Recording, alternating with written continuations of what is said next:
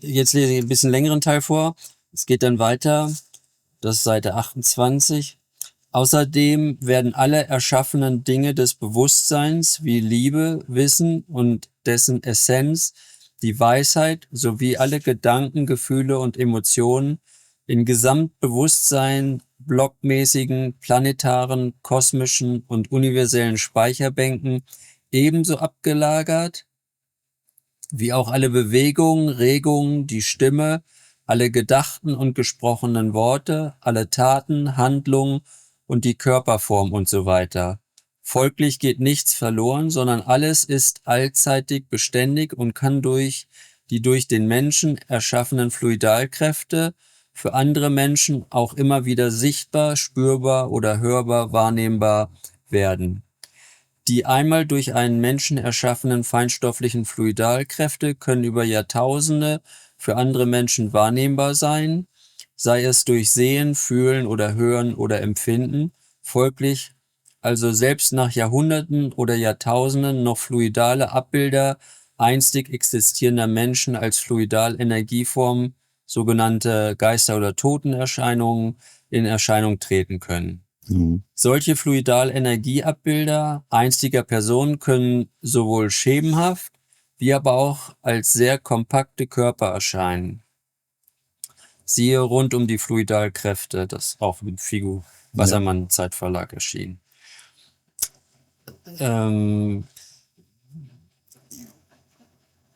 Das mit diesem mit dem Ablagern dieser Gefühle und Gedanken und so weiter im Gesamtbewusstseinsblockmäßigen.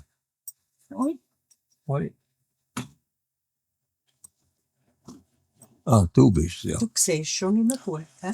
Ja, nein, du stehst vollkommen im Schatten. Ich sehe nicht, wer es ist.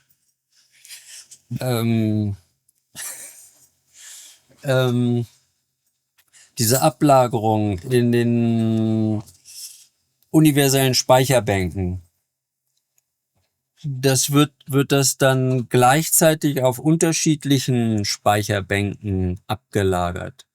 Nein, Oder? das hat jedes Ding hat seine spezielle Speicherbank. Genau, wenn du ein Archiv hast. Du hast da das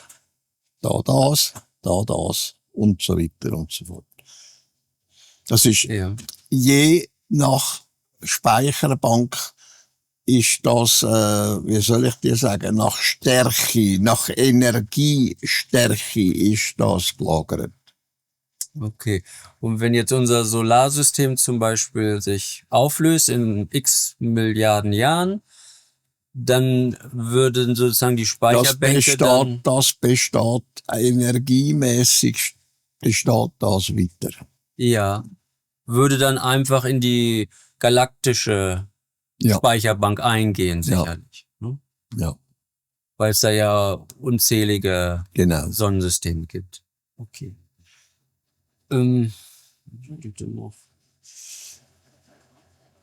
Genauso wie es sich zum Beispiel da, wenn ein Mensch leben tut er seine Sachen abspeichern. Und je nachdem, wie der Mensch leben tut, negativ oder positiv, kann sich das erhalten über Jahrhunderte, über Jahrtausende hinweg. Oder kann sich ablagern, positiv oder negativ. Meinst du jetzt die Fluidalkräfte? Oder? Richtig. Ja. Ja. Ja, da hatten wir ja schon drüber gesprochen, dass solche Geistererscheinungen, dass das oft gewöhnlich mit traumatischen Erlebnissen meist in der Regel, in der Regel, dass da so viel Energie sich dann aufladen tut und erhalten bleibt. Ja, dadurch sichtbar wird. Du kannst dir nicht so vorstellen wie eine Batterie. Je mehr Gas du die brauchst, umso mehr wird sie entladen. Das bleibt einfach bestehen.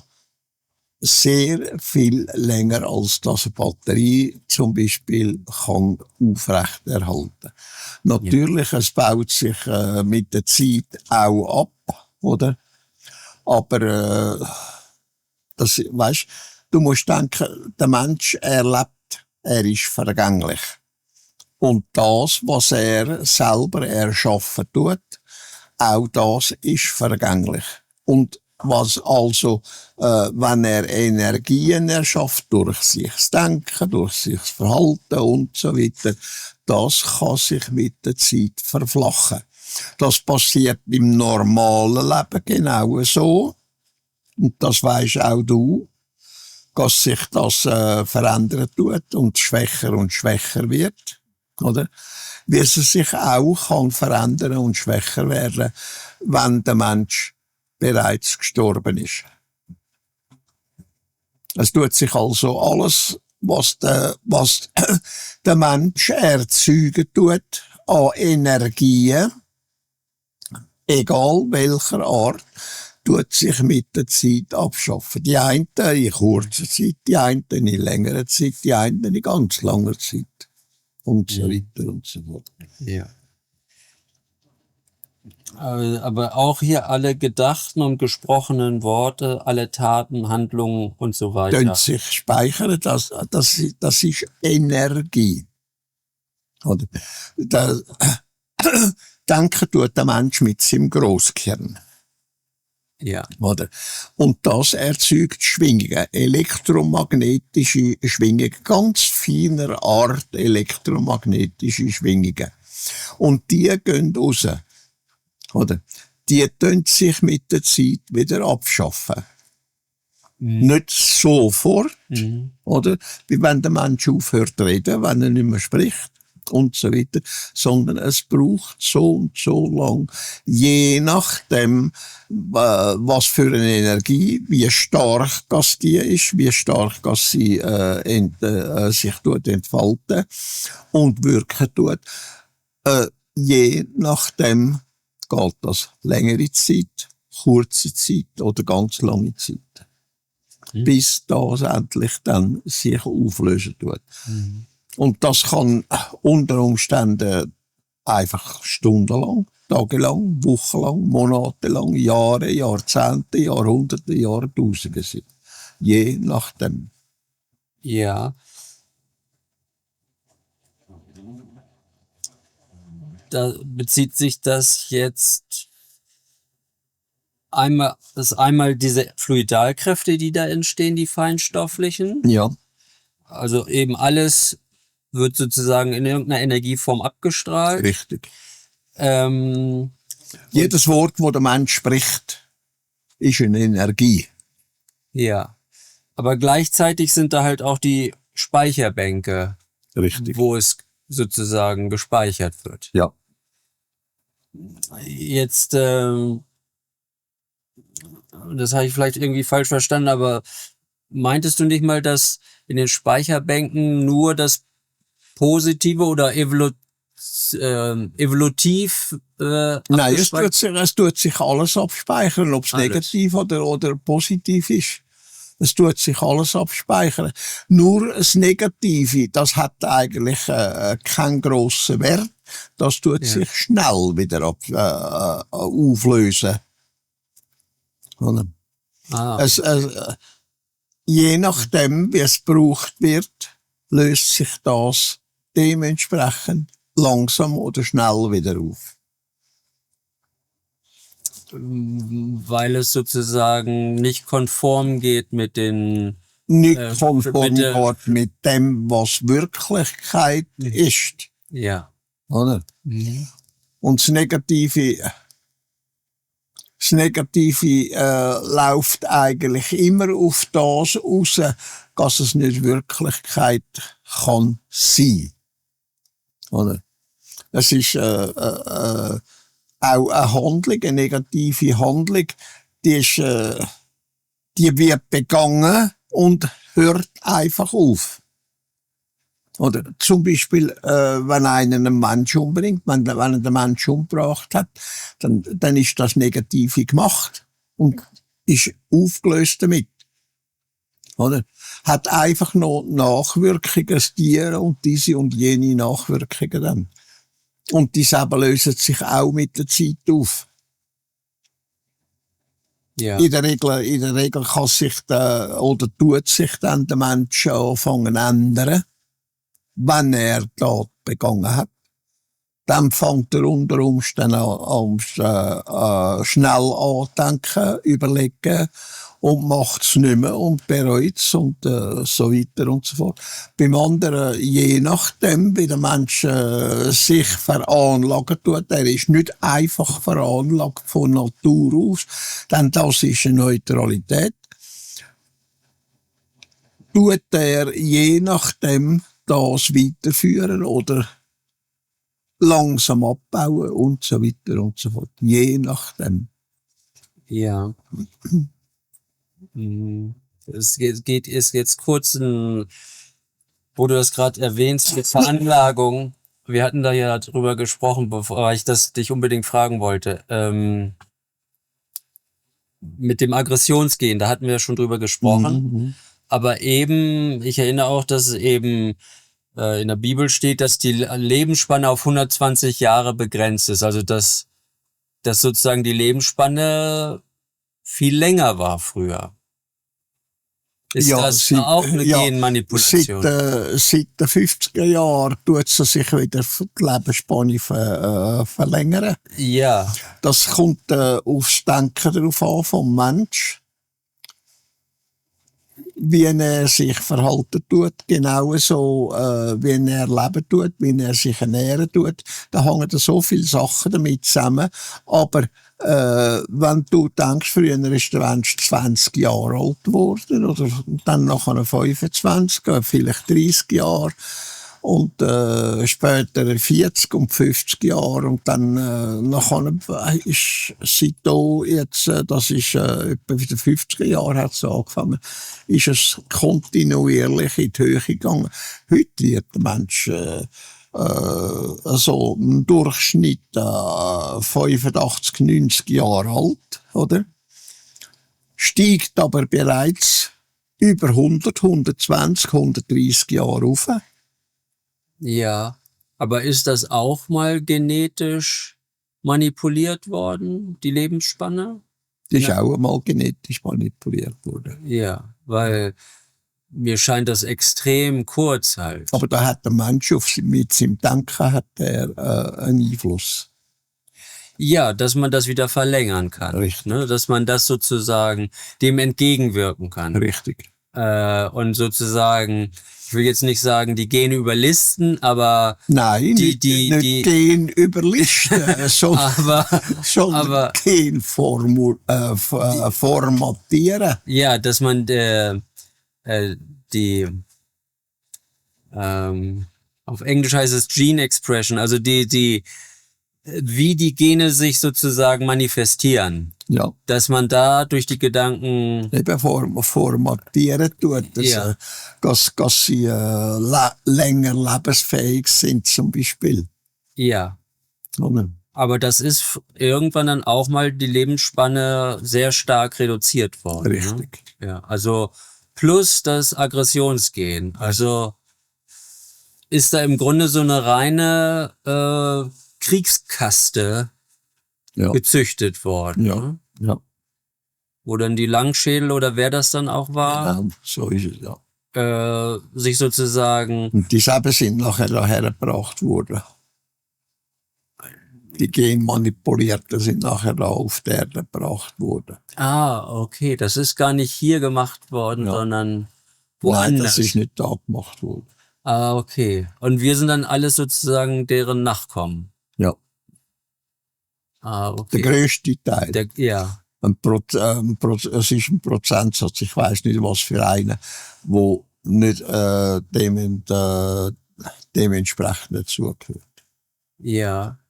Das sind dann die auch tendenziell älter werden, über 100 und Unter Umständen, ja. ja. Und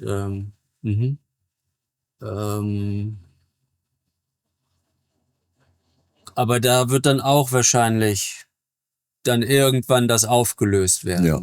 Aber das eben in ferner Zukunft ist. Ist ja lang. Ja. Ja, das ist bestimmt schwierig. Ja. Gut. Das ist aber schon sehr zynisch so, ne? Ja. Ja. Diese Langrede. Du kannst sagen, aber Und das macht ja auch viel Sinn. ich weiss, das kann man nicht nachvollziehen. Es ist einfach nicht möglich, oder, weil dich nicht kannst drin hineinleben. Na, die sind eben sehr herrschaftssüchtig, Ja. ne? Und Eigensüchtig. ja, Eigensüchtig. ja, Und ein Und- eigensüchtiger Mensch ist immer herrschaftssüchtig. ja, ja, ja. Und eher vor allen Dingen dadurch, dass die Lebensspanne verkürzt wurde, ist es auch schwierig, ihnen halt ja den an die Macht zu kommen, weil Hm. die Leute sterben so schnell wieder, ne? Ja. Während die da 1000 Jahre gelebt haben und Mhm. länger. Ne? Ja. Allein das lässt sie ja dann schon Weißt, in Anführungsstrichen wie Götter erscheinen. ja, Ne? genau. Dann, du musst denken, das Denken ist sehr weggegangen, mal genau wie heute. Genau wie heute noch. Ja, Äh, je weniger lang als der lebt, umso mehr habe ich Vorteile. ja. Genau. Das wird heute noch so gedacht. Ja. Und der Vorteil, den du heute siehst in dieser Beziehung, das ist eigentlich das Geld, Ja. das Vermögen, das Reichtum, der Reichtum. Ja. Das ist das. Wenn es dich früher knallt, umso besser ist für mich, weil ich serbe. Ja. Oder? Das auch. Das, Auch in das, der wird, Familie. das wird heute zu einem riesen Prozentsatz wird das so gedacht heute. Ja. Ja. Ja. Ja, bei Versicherungen auch. Wenn du, das Idealfall ist, wenn jemand mit 65 stirbt. Ja, Hat er sein ganzes Leben lang eingezahlt und Ja, hat nichts genau, bekommen. so ist es. Ja, das ist so der Idealfall. Gut. Ja. Das Ganze ist jedoch nur möglich, weil die Grobstoff- und Feinstoffwelt untrennbar miteinander verbunden sind. Und das bezieht sich auch auf die Vorgänge, die aus dem materiellen Bewusstsein resultieren. Denn auch diese steht mit der Feinstoffwelt in steter Verbindung, wobei diesbezüglich insbesondere die Zirbeldrüse eine wichtige Funktion innehat. Ja, das mit dieser Zirbeldrüse, da wird viel spekuliert, also so Sitz des unserer Spiritualität etc. etc. Ist das sozusagen, wir hatten ja auch über den Superior Colliculus gesprochen, ne, wo eben sozusagen der Sitz der Schöpfungsenergieform ist im Gehirn. Ja, das ist aber nur bei der Schöpfungsenergieform der Fall. Nicht beim physischen Bewusstsein. Das physische Bewusstsein, das läuft über das ganze Gehirn hier. Das ist, weißt, Ja, das Grosskirn, Mittelkirn, Kleinkirn, Nachkirn und so weiter und so fort, Zwischenkirn und so weiter. Da kommen von überall kommen die Impulse her, je nachdem, auf was sie reagieren und so das Bewusstsein bildet. Oder? Während dem schöpfungsenergiemäßige Bewusstsein tatsächlich zentriert ist nur an einem bestimmten Ort im Kern vorhanden. Oder? ja, Während dem das Bewusstsein vom Menschen, also das physische Bewusstsein, das ganze Gehirn schaffen tut dafür, aus dem kommt das, aus dem das und so weiter und so fort. ja, Das ist also nicht stationär gelagert, sondern es kommt da, es kommt von dort, es kommt von dort und dort, je nachdem, was es gerade ist. ja, ist da die Zirbeldrüse dann im Grunde so eine Schnittstelle zwischen Bewusstsein Bewusstsein und Unterbewusstsein? Das ist einfach wieder ein Teil vom ganzen Organismus, Kern, wo die und die Wirkung bringt. Das zum Beispiel, das kommt von dem Teil vom Kern, das kommt von einem anderen Teil vom Kern, das kommt aus dem Grosskern, das kommt aus dem Kleinkern, das kommt aus dem Nachkern und so weiter und so fort. Und das zusammen bildet das Bewusstsein. Ja. Währenddem das schöpfungsenergiemäßige Bewusstsein gelagert ist an einem Punkt, an einer Station alleine. Das ist der Unterschied zwischen schöpfungsmäßigem Bewusstsein und physischem Bewusstsein. Das physische Bewusstsein ist aufs ganze Hirn verteilt und angewiesen. Es kommt von dem und so weiter und so fort. Währenddem der Sitz vom schöpfungsmäßigen Bewusstsein an einem Ort stationär ist. Ja, was ist dann das Besondere oder die Funktion der Zirbeldrüse? Ist das Zugang zu der feinstofflichen? Nein. Was?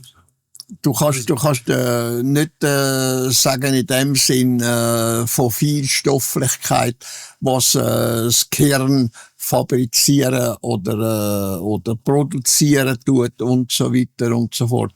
Es ist materiell feinstofflich. Nicht Schöpfungsenergie feinstofflich, sondern materiell feinstofflich.